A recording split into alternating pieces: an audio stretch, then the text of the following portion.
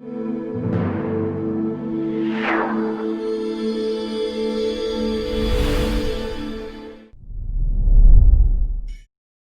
province of Northern Samar, home to the famous Biri rock formations, land of beautiful beaches and majestic waterfalls, the gateway from Luzon to the islands of Visayas and Mindanao. From being one of the poorest provinces in the Philippines, it has risen and has shown immense improvement when it comes to lowering poverty incidence among its people, most of which are dependent on the riches born from the land and the sea. The vision of resiliency, progress, and happiness for all Nortehanon is still far from being fully realized. But with the passion and dedication of the stewards at the top and the support of its people, working for continued progress is not an impossible task.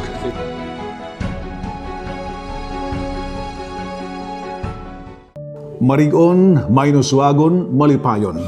This is the vision of the provincial government of Northern Samar for the province and for its people. Reflected in the Provincial Development and Fiscal Framework Plan, this vision is in direct response to the three major development challenges confronting the province: natural hazards, insurgency, and high poverty incidence. Since 2006, when the now Philippine Statistics Authority started their triennial poverty statistics, the province of Northern Samar consistently ranked among the poorest provinces in the country, with poverty incidence among population always above 50%. Based on the 2015 PSA report, Northern Samar was the third poorest province in the country with 56.2% poverty incidence, next only to the provinces of Lanao del Sur and Maguindanao. Given our 2015 poverty incidence of 56.2% among population, meaning more than half of the population of Northern Samar is considered poor or below the poverty threshold, we projected our poverty targets until 2022. From 56.2, our target actually is 33.69% by 2022. With the development agenda of former Governor Jose Ong Jr., anchored towards change, Northern Samar slowly recovered from its dire situation. When the PSA released its latest poverty statistics for 2018, Northern Samar was now among the most improved provinces when it comes to lowering its poverty incidence. From 56.2% in 2015, poverty incidence was down to 34.03% in 2018. When the new poverty statistics was released by the Philippine Statistics Authority in 2019, middle of 2019, actually it was the first semester poverty incidence.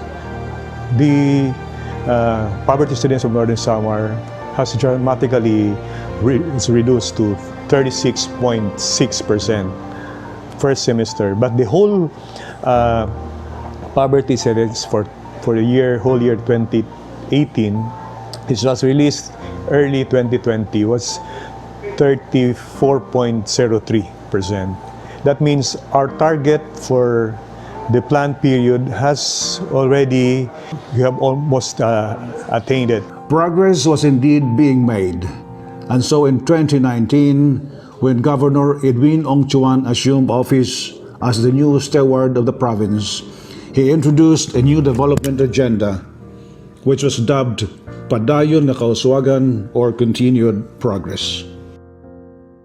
Yes, I accept the challenge to get out of the top 20 poorest provinces, but I cannot do it alone. Kinanglan magkaurusakit, magburubling kita. Salamat po. It has been a year since Governor Edwin Ongchuan took the challenge. Perhaps it is too early to assess whether there is indeed progress. Still, you might ask, where are we now? What have we done so far? And what is the provincial government's response to the COVID-19 crisis? Will the programs and projects continue? In the first few months of 2020, the COVID-19 pandemic spread to the whole world like wildfire. By the middle of March, the Philippine government started placing the country in varying levels of community quarantine in order to slow down the spread of the virus. Northern Samar, our beloved province, is not spared from the wrath of this invisible enemy. However, with the immediate actions of our frontliners in dealing with the health protocols, we have less numbers of COVID-19 cases. We are optimistic that the figure will remain less in the coming days. Dito naman sa Northern Samar, meron na tayong 12 confirmed cases. Nasa second semester na tayo ng ating current budget year. Kaya nakita namin ngayon na dapat hindi matigil ang mga serbisyo na binibigay natin sa ating mga kababayan. Dahil sa mga ganitong karanasan natin, lalo na sa pandemyang ito, si Governor Edwin ay nakaisip ng isang magandang sistema, para maihabol natin yung mga programa na meron ang lalawigan ng Northern Samar. Dito inilatag ni Governor Edwin ang kanyang sistema sa larangan ng governance. Kaya meron tayong tinawag na Northern Samar Government Cluster Approach. So this is a cluster approach in development planning. So ano yung 4 na clusters na yon? Ito yung good governance and institutional development cluster. Pangalawa, food security and sustainable economic development cluster. Pangatlo, yung human development and poverty alleviation cluster. Pang-apat, yung peace and resilience cluster. Last June 4, 2020, heads of departments and offices of the Provincial Government of Northern Samar convened at the Ibabaw Hall of the provincial capital for the inception meeting on the cluster approach to development planning. In the weeks after, each cluster conducted its own meetings to review its project implementation plans, prioritize programs for implementation in the second half of 2020, and to identify high-impact projects for year 2021. So yung iba't iba ng tanggapan ng Provincial Government of Northern Samar ay inilagay natin sa 4 na clusters. Ang maganda nito, mas mapapalakas natin ang iba't ibang mga tanggapan dahil hindi na ito usapin ng kanya-kanyang opisina.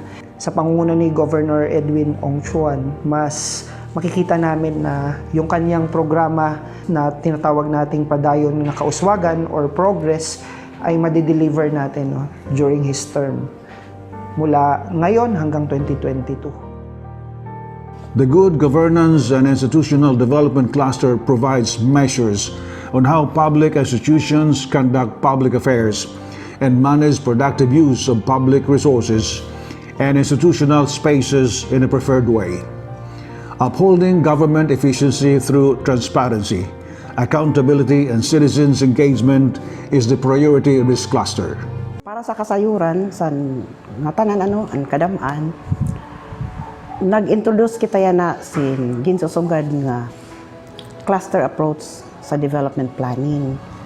Kundiin, ginpapabastog nato ang mga opisina, ang ginhimo gin-reorganize ang mga sektor para mapabastog nato ang pagpatuman sa mga programa sa provincial government. Ang composition sa good governance and institutional development cluster ang masunod. Duha ini nga component subclusters yaon para sa revenue generation nan sa development administration.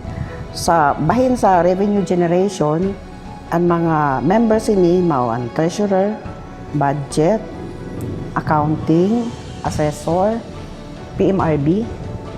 Nga dinhi naman sa development administration amo ang Provincial Administrator's Office, PHRMDO, Internal Audit, Legal, General Services, MISO, Civil Security, nan sa sangguniang panlalawigan. When we speak of good governance, it is a way of how we manage government resources, and it is a process of decision making.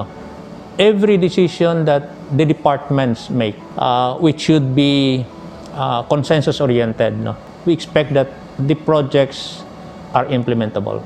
If we fail, then we become accountable to the people. Plans and programs should be responsive to the needs of our constituents. Plans and programs should be doable and implementable.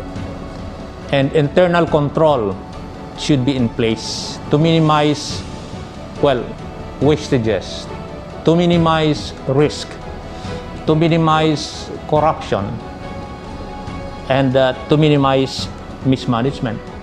The heart of it all is the good governance and institutional development cluster. Kasi tayo yon, ang mga nagtatrabaho sa gobyerno.